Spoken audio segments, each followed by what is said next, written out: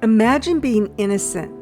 Imagine being so trusting, so vulnerable, that you confess to a crime that you didn't commit simply because you didn't understand the questions.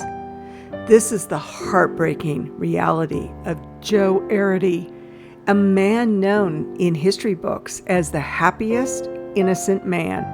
His story unfolded right here in Colorado, a tale of injustice, a fight for truth, and a life tragically cut short. Today, we are diving deep into the chilling details of Joe's incarceration, his surprising peace in the face of despair, and the powerful fight for justice that spanned decades. You won't believe the twists and turns or the simple act that finally brought him peace.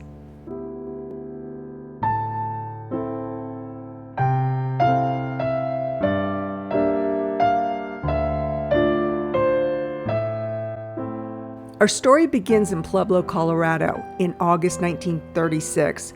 Two young girls, sisters, Dorothy and Barbara Drain, were brutally attacked in their home.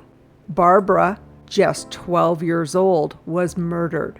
The crime shocked the community, and the police were under immense pressure to find the culprit. Enter Joe Arridy.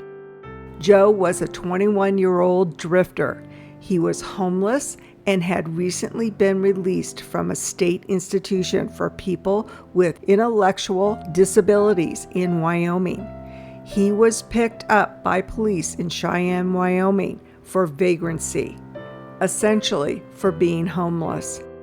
During questioning, the Cheyenne police mentioned the Pueblo murder, which will become the central tragedy of his case.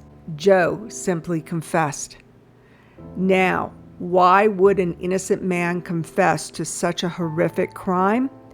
This is where Joe's mental capacity becomes critical. Tests later showed that Joe had a mental age of about 6 years old. He had great difficulty understanding complex questions, abstract ideas, or the consequences of his words. He was easily led and eager to please. Police reportedly told him they knew he did it, and if he confessed, he could see his family. In his innocence, Joe likely believed them. His confession was full of errors and didn't match the crime scene details, but it was enough for authorities.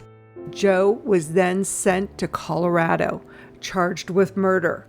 Despite his obvious mental limitations, his public defender faced an uphill battle. The evidence against him was weak, relying almost entirely on his coerced confession. His lawyers argued that Joe didn't understand the charges against him, let alone what a trial meant.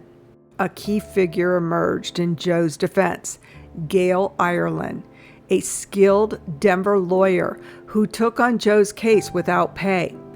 Ireland, along with others, fought tirelessly, appealing to the Colorado Supreme Court multiple times. They brought in experts who confirmed Joe's intellectual disability. It became clear to everyone who truly understood Joe that he was incapable of committing such a calculated and violent crime. Even the warden of the Colorado State Penitentiary in Cañon City, Roy Best, who initially believed Joe was guilty, eventually became one of his strongest advocates. Warden Best spent time with Joe, got to know him, and saw firsthand his childlike nature, his inability to comprehend his situation, and his peaceful and gentle demeanor. Here's where Joe earned his nickname, the Happiest Innocent Man. Despite being on death row, Joe remarkably seemed content. He enjoyed simple pleasures, playing with toys, listening to the radio, and eating ice cream. Warden Best, touched by Joe's innocence, went out of his way to make Joe's final days as comfortable as possible. He gave Joe a small dog as a pet and ensured he had ice cream every night. Joe spent his days carving small wooden animals and playing with a toy train set. He was truly oblivious to his impending fate. Hidden fact: Joe was so beloved by other inmates, including hardened criminals, that they often protected him from the harsh realities of prison life. They would share their food, help him with simple tasks, and even read to him. This widespread affection from both guards and prisoners is a testament to his gentle nature. Despite the timeless efforts of his legal team and the growing public awareness of his innocence, Joe's appeals eventually ran out. On January 6, 1939, Joe was led to the gas chamber at the Colorado State Penitentiary. Witnesses describe him as calm, almost peaceful. He didn't understand what was happening. His last meal, of course, was ice cream. When asked if he had any last words, he just smiled and said, "No." His execution sparked outrage across the nation. Many believed, even at the time, that Colorado had executed an innocent, incapable man. It was a dark moment in the state's legal history. Joe is now buried in a cemetery called Woodpecker Hill with other inmates in Cañon City. Let's go take a visit. So I'm now at Greenwood Cemetery, and behind me is Woodpecker Hill, where gas chamber victims, hanging victims from the jail are buried. And you'll see the little plaques that they set up for the inmates. So basically what happened is they used wood crosses, and the woodpeckers pecked them away. So they went to these metal tags, and I believe that the tags they have there now are like kind of the third iteration, because now they have the year, birth year, and death date of the inmate. But let's go take a look. It's supposed to be pretty cool. This is the Pioneer Cemetery below Woodpecker Hill, and they have actual wood, still have some wood headstones here. Very rare. And here we are, Woodpecker Hill.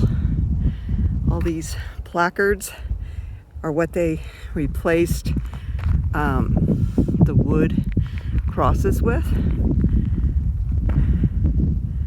And see the view that they have.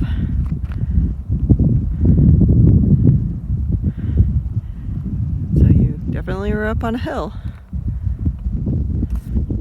So the Woodpecker Hill literally sits above the city, and right over my shoulder here you can see Skyline Drive, the ridge. Right below it is the correctional facility, so they can basically see the facility from their last resting place.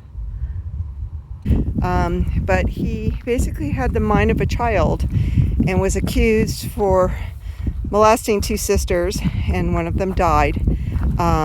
They say he confessed, but he didn't really even understand what that was. So about 75 years after his death,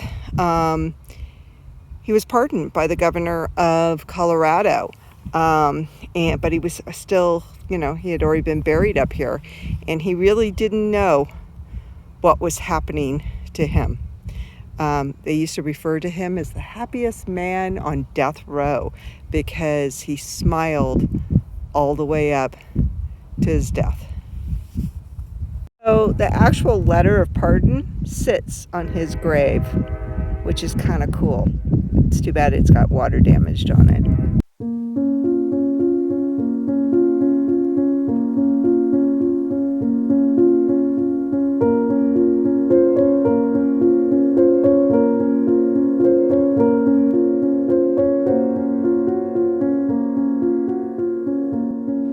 We invite you to watch all our Hidden World videos on Colorado Martini.